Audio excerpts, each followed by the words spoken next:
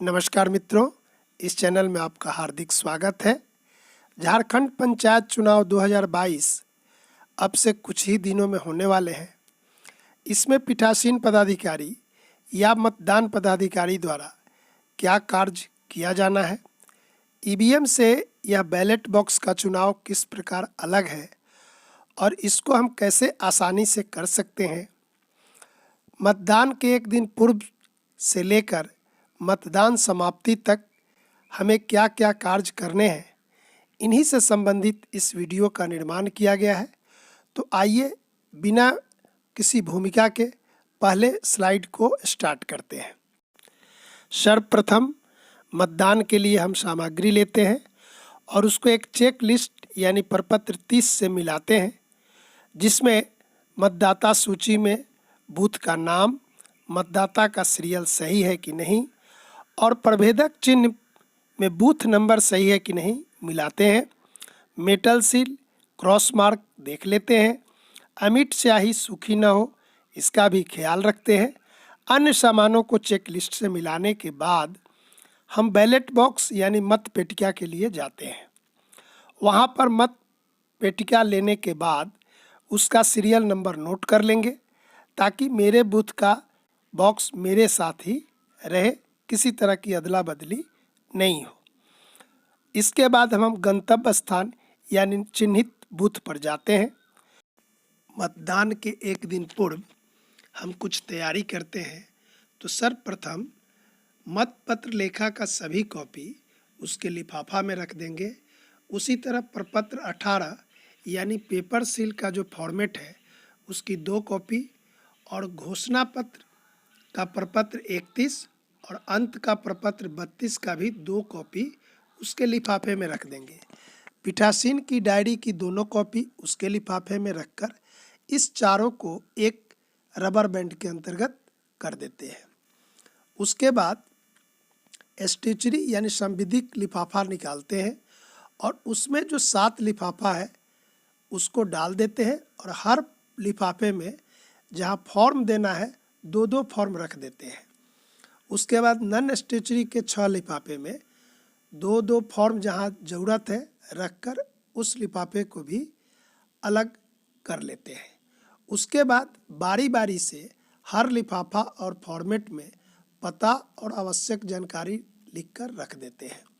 यह हो गई मतदान पूर्व की तैयारी, यानी फॉर्मेट का आधा कार्य हो चुका है और जितने आवश्यक फॉर्मेट थे और जितने आवश्यक लिफाफा था उसको हमने अलग कर लिया। मतदान के सुबह मतपत्र के पीछे पीठासीन पदाधिकारी पूर्ण हस्ताक्षर करेंगे और प्रभेदक चिन्ह लगाएंगे और उसी मतपत्र के अधगट्टी के पीछे ही दाहिने कोने में प्रभेदक चिन्ह लगाकर P2 और P3 के लिए रैंडमली रूप से जो सामान्यतः 50-50 का मतपत्र का बंडल होता है तैयार कर लेंगे। उसके बाद बैलेट बॉक्स को तैयार करेंगे। बैलेट बॉक्स तैयार करने के लिए 15 मिनट पहले एजेंट के सामने बैलेट बॉक्स को खोल कर दिखाएंगे। उसके अंदर एड्रेस टैग लिख कर डाल देंगे। पेपर सील जो है उसके सादे भाग पर पीठासीन खुद साइन करेंगे और उपस्थित एजेंट का साइन कराकर पेपर सील को बैलेट बॉक्स के छिद्र जो गोल खिड़की है उसमें सेट कर देंगे। उस जगह गत्ता या कूट लगाकर उसको टाइट कर देंगे। वोटिंग पोजीशन में लाकर हुक को तार से बांध देंगे ताकि कोई मतदाता छेड़छाड़ नहीं कर सके और उसके बाद बंद करेंगे। बंद करने के बाद जो गोल खिड़की था उस जगह प्रभेदक चिन्ह भी लगा देंगे। उसके बाद बॉक्स के बाहर एड्रेस टैग चिपकाएंगे। 2 बॉक्स मिलने पर उस एड्रेस टैग पर ही 1/2 लिखेंगे, यानी 2 बक्सा में 1 बॉक्स का वो हुआ और ये बॉक्स बंद होने के बाद ही दूसरा बॉक्स में यही प्रक्रिया करके दूसरे बॉक्स में मतदान प्रारंभ करवाते हैं। मतदान के लिए वोटिंग कंपार्टमेंट बनाएंगे, उसमें एरो क्रॉस मार्क और स्टाम्प रख देंगे। तो इस तरह बैलेट बॉक्स और वोटिंग कंपार्टमेंट तैयार हो गया। चुनाव प्रारंभ के लिए सुबह में 7 बजे पीठासीन पदाधिकारी द्वारा चुनाव प्रारंभ की घोषणा होगी और प्रपत्र 31 में उपस्थित एजेंट का पीठासीन साइन लेंगे। उसके बाद चुनाव प्रक्रिया प्रारंभ होगी। तो मतदाता सबसे पहले P1 यानी प्रथम मतदान पदाधिकारी के पास आएंगे, जो उनका पहचान करेंगे। पुरुष होने पर अंडरलाइन करेंगे और महिला होने पर अंडरलाइन के साथ टिक भी लगाएंगे, ताकि महिला पुरुष की संख्या गिनने में सुविधा हो। उसके बाद उनके बाएं हाथ के तर्जनी अंगुली में अमिट स्याही लगा देंगे और उसके बाद मतदाता को P2 के पास यानी द्वितीय मतदान पदाधिकारी के पास भेज देंगे। द्वितीय मतदान पदाधिकारी के पास वार्ड सदस्य और मुखिया का मतपत्र होता है, हल्का गुलाबी और सफ़ेद रंग का। उस मतपत्र के अधकट्टी पर मतदाता का सीरियल नंबर नोट करेंगे, दोनों पर हस्ताक्षर या निशान लेंगे और उसके बाद अच्छा ढंग से यानी विहित ढंग से मोड़कर मतपत्र को दे देंगे। इसी प्रकार मतदाता तृतीय मतदान पदाधिकारी के पास जाएंगे। वहाँ वे पंचायत समिति के सदस्य के लिए हल्का हरा और जिला परिषद सदस्य के लिए हल्का पीला मतपत्र को देंगे और उसी तरह साइन और निशान लेंगे, सीरियल नंबर नोट करेंगे और उसके बाद अमिट स्याही भी उससे चेक करके उनको वोटिंग कंपार्टमेंट में भेज देंगे। और इस तरह चुनाव की प्रक्रिया दिन भर चलेगी। शाम में 3 बजे से कुछ देर पहले पीठासीन पदाधिकारी बाहर आकर घोषणा करेंगे कि मतदान समाप्त होने वाली है। जिनको वोट देना है वो कतार में लग जाए। उनको अंत से 1 2 3 ऐसे करके पर्ची दे देते हैं। 3 बजे मतदान समाप्ति की घोषणा पर प्रपत्र 32 में वहाँ जो उपस्थित एजेंट होंगे उनसे उनका साइन लेंगे। बॉक्स के हुक में जो तार बांधे थे उसको खोल देंगे और बॉक्स को क्लोज करेंगे, उसको सील करेंगे और कपड़े के झोले में उसको डालेंगे। यदि 2 बॉक्स यूज है तो पहले बॉक्स के बंद करने के बाद ही दूसरा बॉक्स में मतदान शुरू करते हैं, यानी पहला बॉक्स पहले ही सील हो चुका है, सिर्फ दूसरा बॉक्स ही अंत में सील होता है। उस स्थिति में पहले बॉक्स में 1/2 लिखेंगे और दूसरे बॉक्स में 2/2 लिखेंगे। यह वहाँ लिखते हैं जहाँ एड्रेस टैग चिपकाए हुए हैं। उसके बाद फॉर्मेट का कार्य पूरा करते हैं। तो सर्वप्रथम पीठासीन की घोषणा को 2 प्रति में पूरा करके एक लिफाफे में रखते हैं। उसके बाद मतपत्र लेखा 17 का फॉर्मेट को पूरा करके प्रत्येक पद के लिए होना है, इसलिए 4 पद के लिए 4 × 2 8 प्रति बनाएंगे।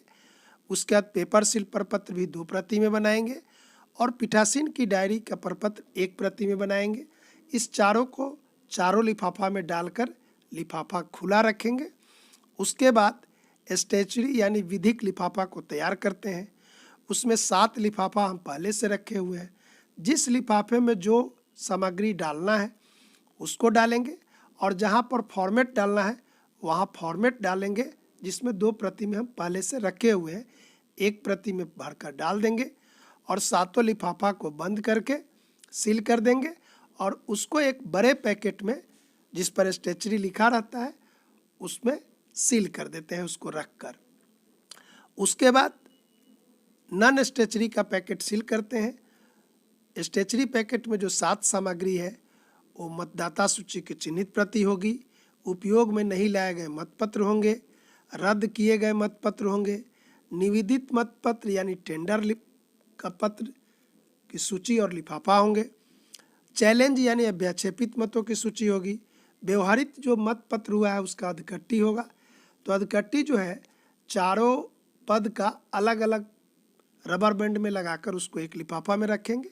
7वां कभी काल नहीं भी हो सकता है, आयोग से मांगा जाएगा तब ये 7वां होगा, अन्यथा 6 लिफाफा को एक बड़े पैकेट में सील कर देते हैं जिसे स्टेचुरी कहते हैं।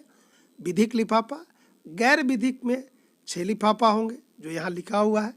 इसको भी उसी तरह अलग अलग लिफाफे में रखकर बंद करेंगे और फिर बड़े पैकेट में जिस पर नॉन स्टेचुरी गैर विधिक लिखा हुआ है उसमें रखकर सील कर देते हैं। तो याद रहा, 4 खुला लिफाफा, पीठासीन की घोषणा, मतपत्र लेखा, पेपर सील लेखा और पीठासीन की डायरी, और स्टेचुरी और नॉन स्टेचुरी ये पैकेट लेकर प्रपत्र 33 में यानी एक्नॉलेजमेंट यानी रसीद, यह है पावती रसीद, इसमें इसको लिख लेंगे और उसके बाद बजगृह के काउंटर पर प्रस्थान करेंगे। वहाँ पर सर्वप्रथम ये चारों खुला लिफाफा देंगे और लिफाफा देने के बाद बैलेट बॉक्स लिया जाएगा। इस लिफाफा का सही तरह भरा होना चाहिए। उसके बाद स्टेचरी यानी विधिक और गैर विधिक लिफाफे यानी पैकेट लिए जाते हैं जो सील किया हुआ रहता है। उस वहाँ से भी एक आपको पावती रसीद मिलेगा। और अंत में तीसरा पैकेट जो झोला में आप बांध कर रखे हैं उस पैकेट को निर्देशित स्थान पर जमा करेंगे, वहाँ से भी पावती रसीद लेंगे।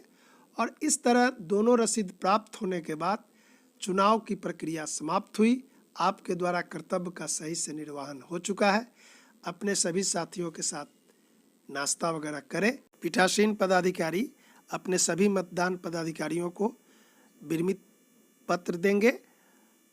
यदि कोई फॉर्मेट संबंधी समस्या हो तो मेरे टेलीग्राम ग्रुप में आप कमेंट दे सकते हैं, प्रश्न पूछ सकते हैं।